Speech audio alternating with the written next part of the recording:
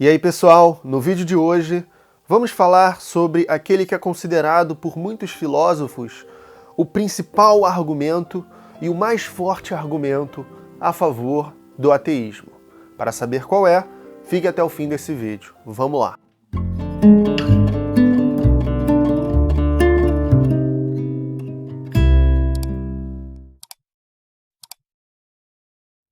Em uma cela do campo de concentração de Auschwitz, foi encontrada uma frase escrita por um prisioneiro.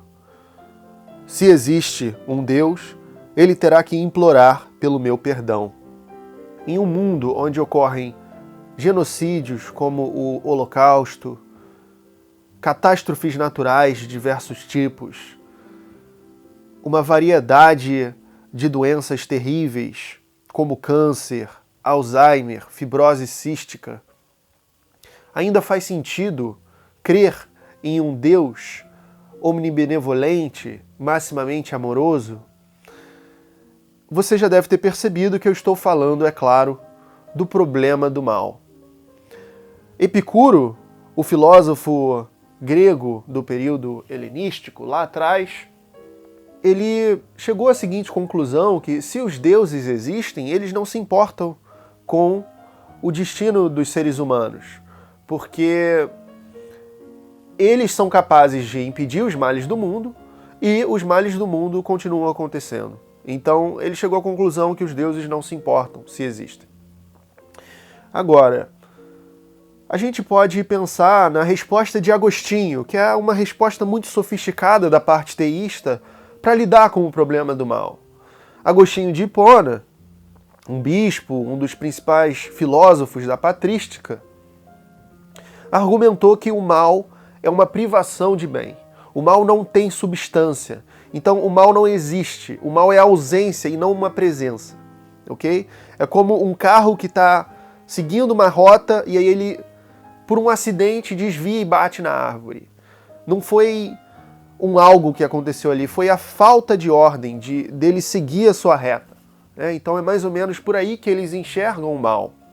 Então o mal é uma ausência, uma privação de bem. Assim como a conduta humana, quando ela não é reta, quando a pessoa peca, digamos assim, segundo Agostinho, ela está desviando-se do reto caminho. E para Agostinho, nós já viemos tortos ao mundo, né?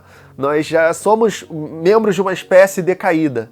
E a gente tem que buscar se endireitar ao longo da vida. Mas a gente já tende a pecar, né? A semente do pecado já está em todos nós.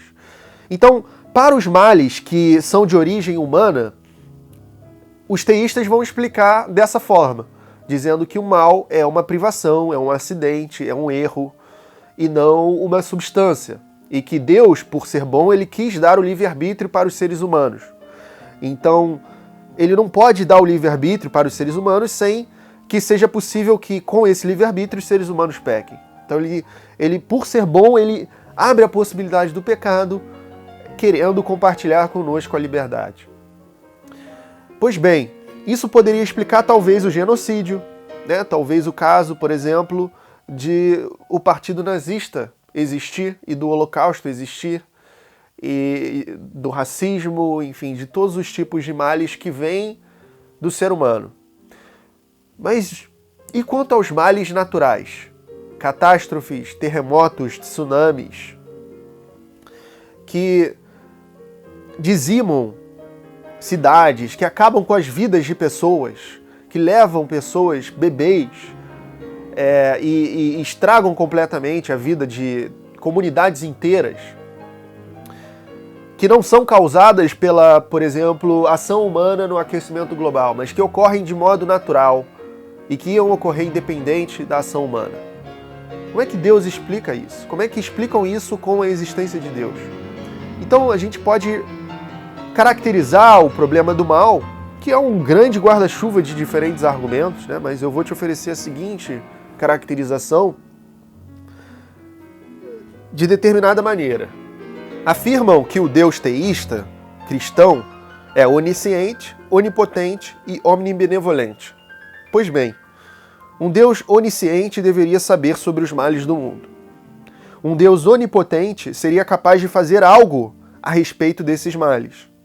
Um Deus omnibenevolente, maximamente amoroso, iria querer fazer algo a respeito desses males.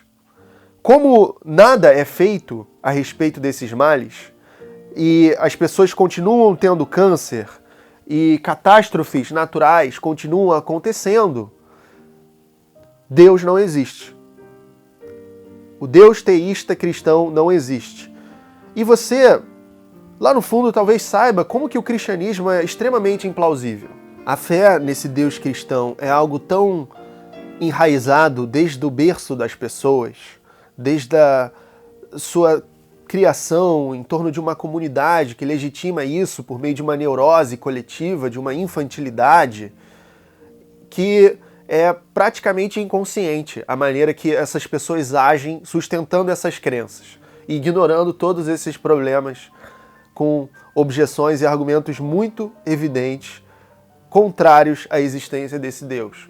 Porque eles viveram tanto tempo com isso que eles não querem abandonar de jeito nenhum. É preciso muita coragem para você ser capaz de abandonar algo que foi muito importante para você ao longo da sua vida e que você descobre que é falso.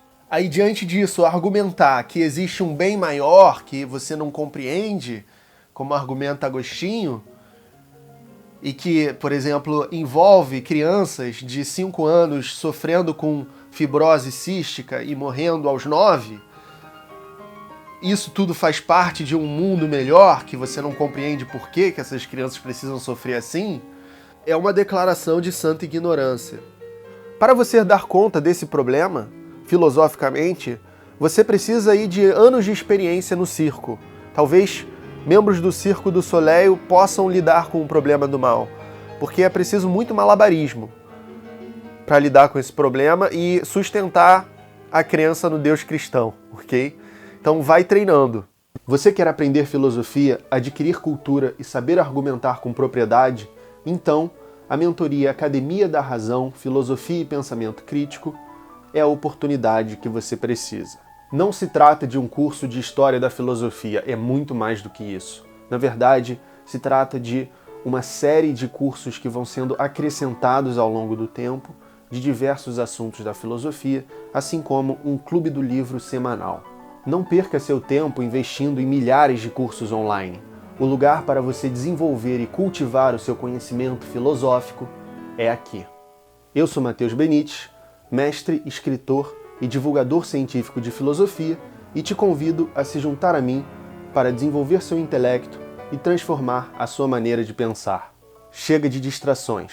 Seja o intelectual que você é capaz de se tornar. Seu caminho para um pensamento honesto e fundamentado começa aqui.